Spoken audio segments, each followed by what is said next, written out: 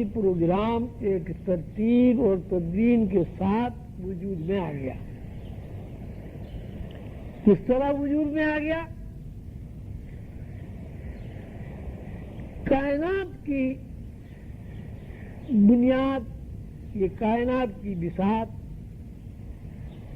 جب بنی تو اس میں اس کو طبقوں میں کائنات کو تقسیم کیا گیا۔ اب زمین کے اوپر بھی اگر آپ غور کریں گے تو زمین میں بھی طبقات ہیں، پہاڑ میں طبقات، مٹی میں طبقات، معدنیات میں طبقات، نباتات میں طبقات، پرندوں میں طبقات، چرندوں میں طبقات، یعنی ہر چیز جو ہے وہ مختلف طبقوں میں تقسیم ہو گئی ہے۔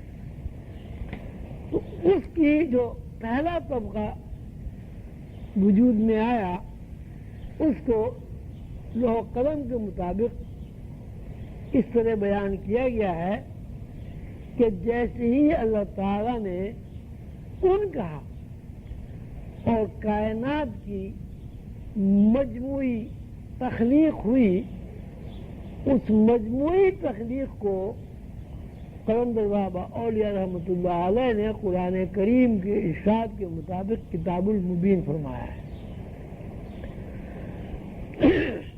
کتاب المبین کہنے کو تو یہ ہے کتاب سے کتاب المبین سے مراد یہ کتاب نہیں ہے جیسے قلندر شعور کتاب ہے یا کوئی اور کتاب ہے، یعنی کتاب المبین کا مطلب ہے کائنات کا یکجائی پروگرام۔ کائنات کا یکجائی پروگرام جب تخلیق ہوا، اس پہلی تخلیق کو قلندر بابا اولیاء رحمۃ اللہ علیہ نے کتاب المبین کا نام دیا۔ اب چونکہ نام کتاب المبین کا دیا مثال کے طور پر اس لیے کتاب کی تشبیہ دے کر، تو کائنات کی جو تقسیم ہے اس کو آسانی کے ساتھ سمجھایا جا سکتا ہے۔ یعنی ایک زون بن گیا، پورا ایک زون جس میں کائنات موجود ہو گئی۔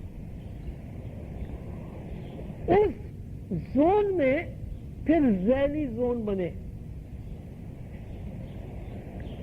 وہ ذیلی زون جو بنے اس کائنات کو تقسیم کرنے کے لیے، یہ کائنات کو چھوٹے چھوٹے ٹکڑے کر کے ایک دوسرے کے ساتھ مربوط کرنے کے لیے اس ایک کتاب المبین کے 30 کروڑ زون تشکیل پائے۔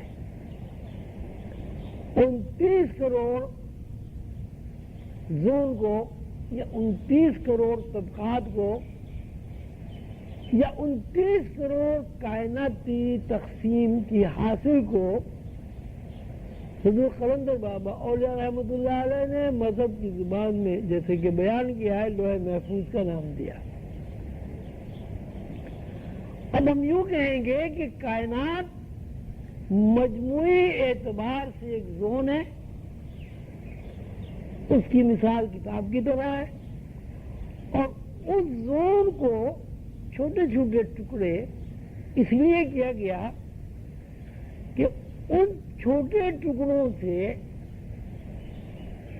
بے شمار اور چھوٹے ٹکڑے جو ہیں آپس میں مربوط ہو سکے، اور اس کا جو بہت بڑا پھیلاوا ہے، جو بہت بڑی وسعت ہے، اس وسعت کو چھوٹا چھوٹا کر کے تمام کائنات اس کو سمجھ سکے اور ان زون کے مطابق اپنی صلاحیتوں کا ادراک کر سکے۔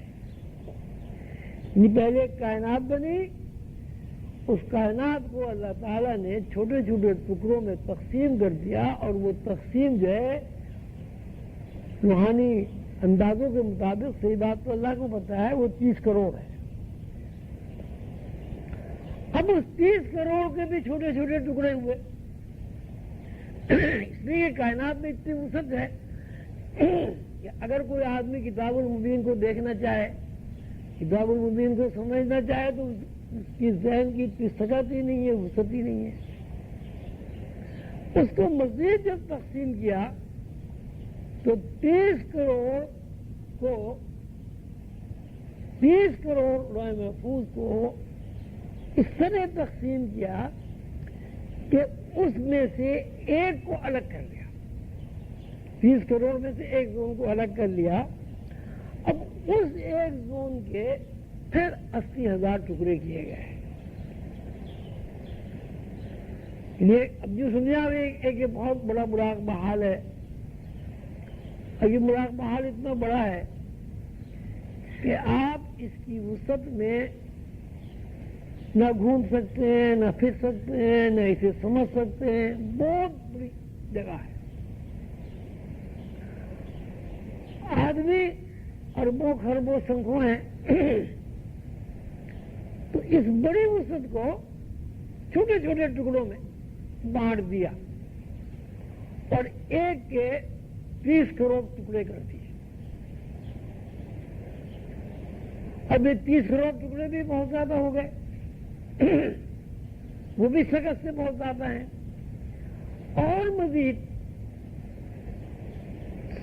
چھوٹی سکت کے مطابق کائنات کی شناخت کے لیے پھر 30 کروڑ میں سے ایک زون کے مزید 80,000 ٹکڑے کر دیے گئے. ابھی 80,000 ٹکڑے کیا ہوئے؟ ابھی دیکھیے ایک کتاب المبین میں 30 کروڑ لوح محفوظ لکھنا، بھائی یہاں بورڈ پہ لکھنا. 30 کروڑ کو 80,000 سے، ایک کو 30 کروڑ سے ضرب دیا تو 30 کروڑ ہوئے. 30 کروڑ کو 80,000 سے ضرب دیں کتنے ہوئے؟ کائنات کی جو وسعت ہے یہ اس کا تذکرہ ہے. اب یہ ہم نے جو کتاب المبین میں جو 30 کروڑ زون ہے اس کا اب یہ تذکرہ ہو رہا ہے. اب یہ 24 خرب 240 خرب.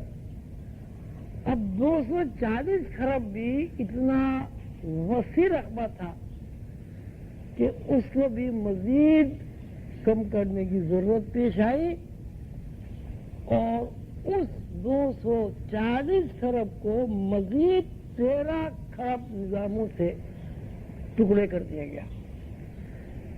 اب اس کے بعد میں خیال ہے کوئی فگر کمپیوٹر بھی نہیں بتا سکتا کہ آ جائیں گے. یہ ہو سکتا ہے کہ 40 خرب 100 خرب 10 خرب آیا کوئی فگر بنتا ہے بھائی. 240 خرب کو 13 خرب سے اگر ضرورت دیا جائے پھر یہ ایک حضیرے کی بات آتی ہے. ابھی ایک لوح محفوظ کی بات آ رہی ہے. یہ مختصر یہ ہے کہ کائنات کی جو تشکیل ہوئی وہ اللہ تعالیٰ کے ذہن کے مطابق اتنی بڑی وہ تشکیل ہے کہ اس کو کسی بھی طرح الفاظ کے دائرے میں نہ بیان کیا جا سکتا ہے اور نہ الفاظ کے دائرے میں اس کو بند کیا جا سکتا ہے. یہی وجہ ہے کہ اللہ تعالیٰ نے خود قرآن پاک میں فرمایا ہے کہ زمین پر موجود سارے درخت قلم بن جائیں